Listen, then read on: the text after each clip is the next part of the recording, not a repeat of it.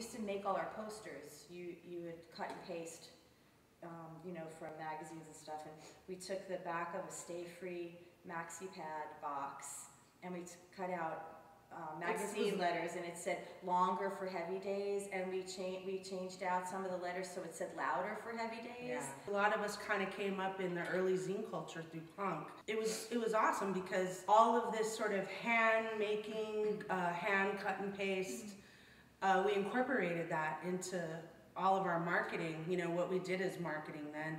But we were sort of second wave punk, but all of us sort of came from punk scenes and music and art scenes that were completely DIY and really organic, and all converged in Seattle. It was weird. Everyone started showing up, and it was really interesting dynamic that was going on. It was at once very insular, but at the same time not, you know, because you knew everybody in it, and you shared resources. So at any one time, they lived in a house out in Latona with like Andy Davenhall, Gretta, Ryan Vigo, who ended up playing for Sister Psychic.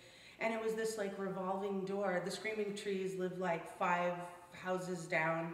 It was this little hub of all of these bands that shared the practice space and kind of fed off each other. So we'd have these amazing spontaneous jams or whatever in the porch or the living room. It was very, very communal.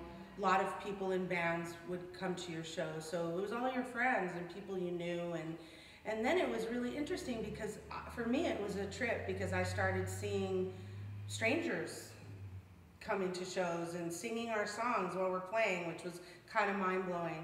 So as get radio play. Yeah, and would get radio play. So as the scene sort of germinated and became something other than everyone throwing a half rack on the floor and jamming in their basement and getting trashed, and actually became a music scene, you started seeing people that were hearing about you through, you know, Bomb Shelter video, radio play, stuff like that.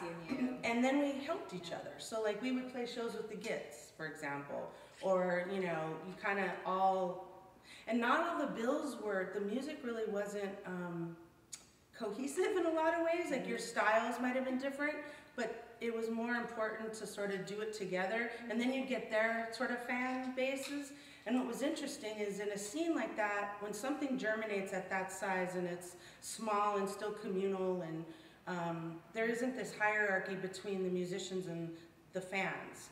Even though we were being courted by labels and, you know, the Gits being flown to LA and shit like that, it was still, there was a community. We held on like hell to this community. And then people made successes.